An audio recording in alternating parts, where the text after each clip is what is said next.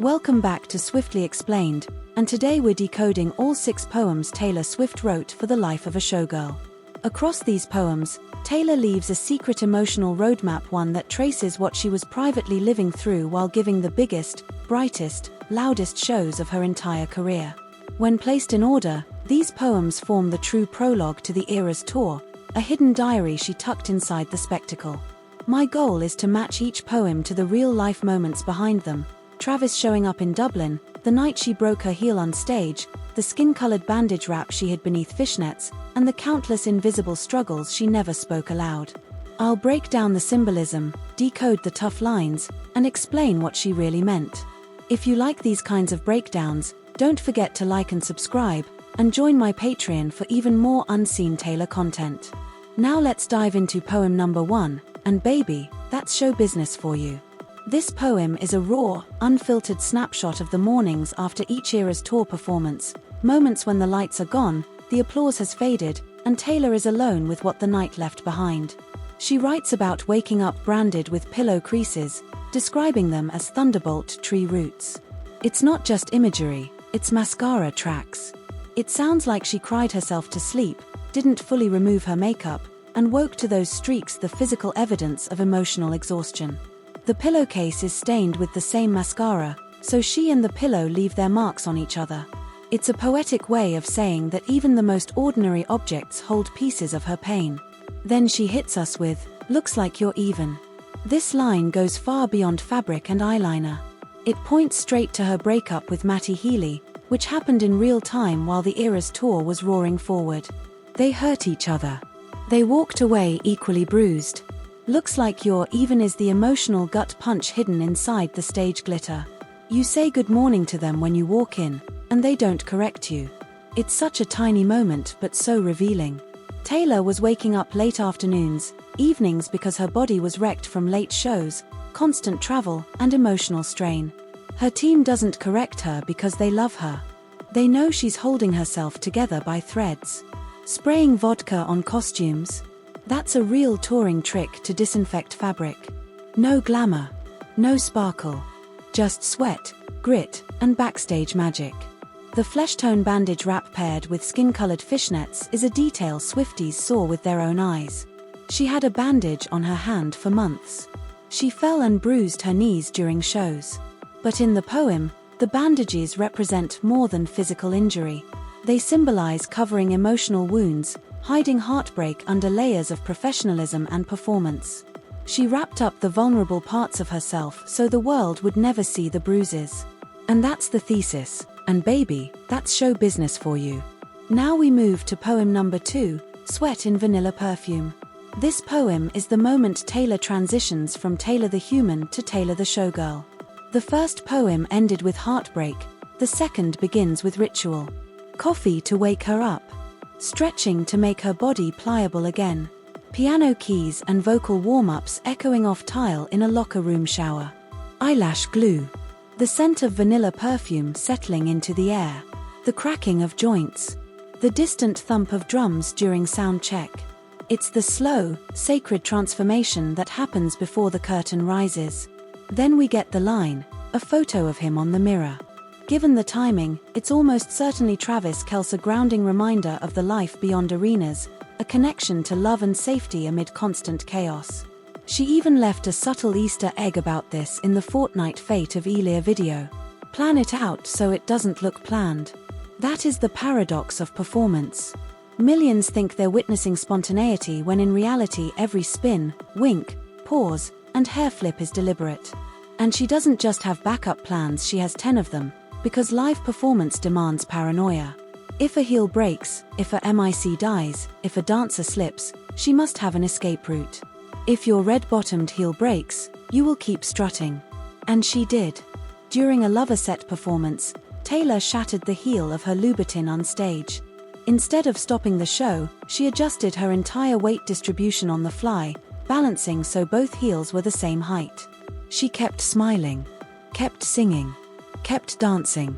That is the ruthless discipline behind the illusion. Tell them a story like it's an intimate dinner party.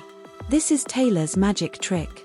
She stands in a stadium that holds 70,000 people and makes each person feel like she's talking directly to them, like they are the only one in the room.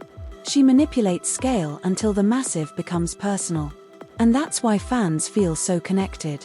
Isn't it all so majestic? Of course it is. It's a lot of other things, too. Those other things are the underside of show business: loneliness, acute pressure, perfectionism, fear, heartbreak, and the constant need to smile through pain. It's majestic, yes, but it's also a grind that reshapes a person from the inside out. Now we arrive at the third poem, The Crowd is Your King. And here, Taylor reveals one of her most unfiltered truths. No matter how global her fame becomes, the crowd, the fans, is the power she always answers to. She writes, "Remember this city? You've been here before," reflecting the surreal sense of déjà vu that comes with revisiting cities from past tours. Remember her? She's got a mortgage now, straight teeth where there'd been metal brackets. She's talking to the version of herself who performed here on earlier tours, the teen with braces, the young woman still figuring herself out, the girl who had no idea how big this would all become. This poem acknowledges that time has passed. She has changed. The fans have changed. The world around her has changed. But the stage, the audience, the shared electricity, that remains the same. The crowd becomes both witness and ruler. They dictate the energy. They shape the show. They are the force she serves night after night, even when her heart is cracked, even when her body is tired, even when she feels like she has nothing left to give. These poems, taken together, aren't just art. They're a confession. A secret map. A quiet testimony of the price she paid to keep the world dazzled. Standing there with her 8-year-old daughter, the woman looks up at Taylor, and in a fraction of a second, in the tiny breath between choreography counts, Taylor mouths, "I know you." This is the heart of Poem 3, The Crowd is Your King. To the performer, this woman will forever remain the age she was when Taylor first saw her in the crowd.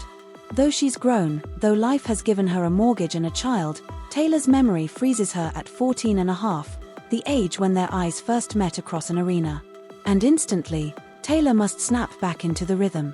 Remember, lock right back into the footwork. Any misstep is a misstep. This poem captures a surreal truth about touring, that Taylor steps into cities she's performed in again and again, and each time she's not just returning to a place, she's returning to people. She has openly said she memorized the faces in her audience. She studies them, stores them, and years later, when she comes back, she can spot those same fans in the sea of thousands. In this poem, she finds one of them. The braces are gone, adulthood has arrived, but Taylor still sees the girl she once waved to during a bridge or a key change. And this is how swiftly her mind fires during a show. In the microsecond between dance steps and lyrics, she recognizes someone who mattered. That girl may be a grown woman now, standing beside her own child, but in Taylor's emotional archive, she is forever preserved in the age she was when they first connected. The crowd is your king who has ruled over you for centuries, benevolently for the most part. Here she defines the unique monarchy of fame. In Taylor's world, the performer is the servant, and the audience, the crowd, is the ruler.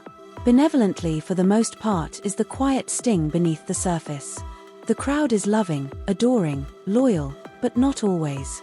Taylor has lived through backlash, misinterpretations, the endless cycles of cancel culture, and volcanic public scrutiny. Yet she bows to the crowd every night, not from fear, not from obligation, but from gratitude. She understands that the audience is the heartbeat of her empire, the force that lifted her from a teenage dreamer to a global phenomenon. Now we move into Poem 4, The Shiny Bug, where Taylor leaves the spotlight's glow and confronts its shadow. This poem deals with the threat that hovers over every performer, the potential fall, the fear of losing the crown, the reality that the same public who loves you passionately can turn on you without warning. Perhaps someday they will despise you again. Perhaps it is not a matter of if, but when. Taylor acknowledges the inevitability of public re-evaluation, the way people reassess a celebrity's worth, judge their choices, and place them under a magnifying glass. The shiny bug is the celebrity persona, glittering, fascinating, pretty to look at, but also an object people feel entitled to poke at, critique, dissect, and dismantle. They'll deflate all the heroes they had decided she was. And maybe they'll do it just because. This is brutal honesty. Sometimes backlash isn't a reaction to wrongdoing, it's boredom, trend cycles, or simply the internet's appetite for drama, but you live by a strict code. Never believe your own mythology. Never type your name into the search bar. Let the wolves howl all they want. These lines reflect a philosophy forged through experience. She's saying, do not internalize the inflated praise, but also don't absorb the venom. Never go searching for what strangers say about you. Let the wolves howl into the void.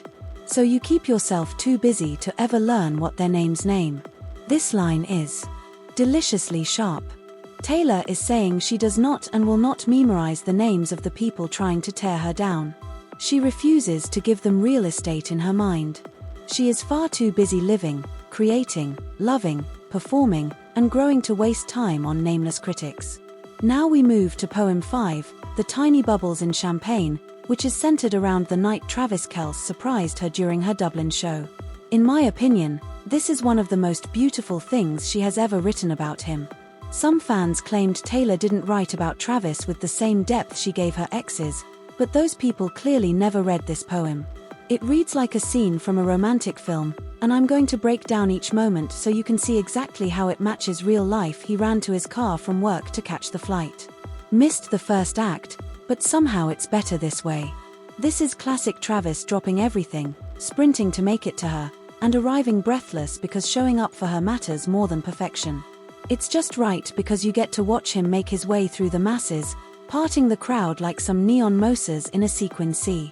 This is one of the most vivid metaphors in the entire collection.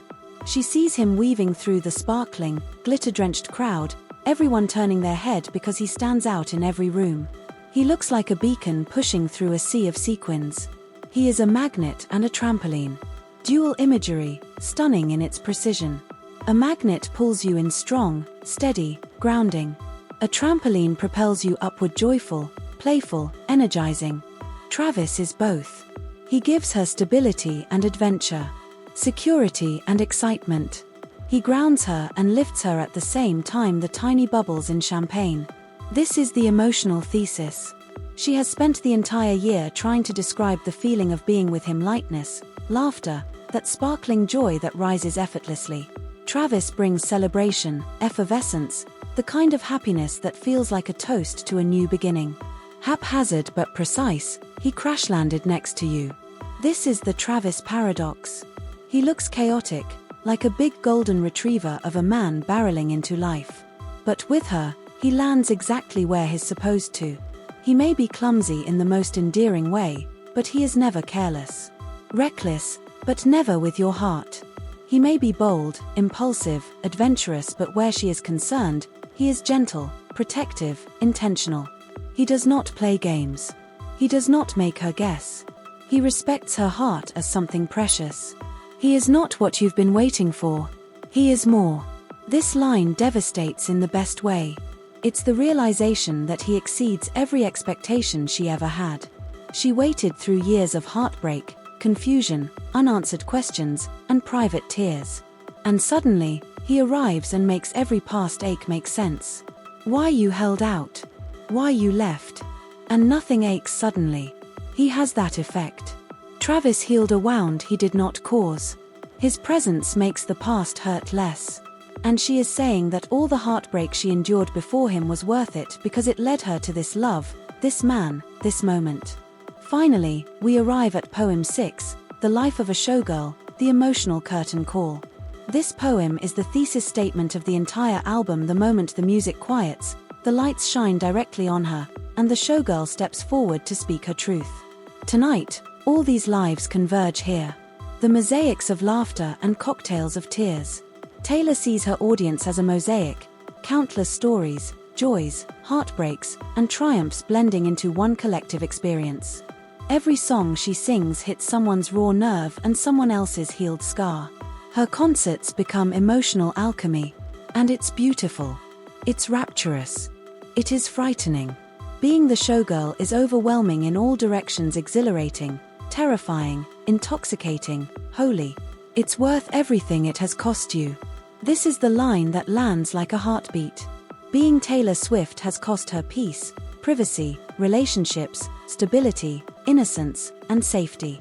But she admits here, quietly, bravely, that she would still choose it. And even at your darkest or drunkest, you wouldn't say any different, would you? You would choose all of it again.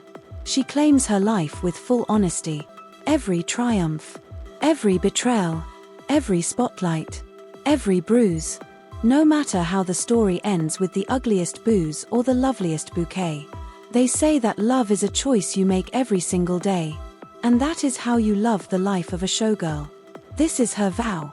The showgirl life is not accidental, it is a conscious, deliberate love.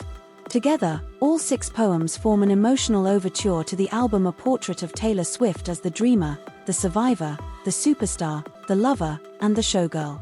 And she wouldn't trade a single moment. Let me know your favorite poem and your favorite line from the life of a showgirl.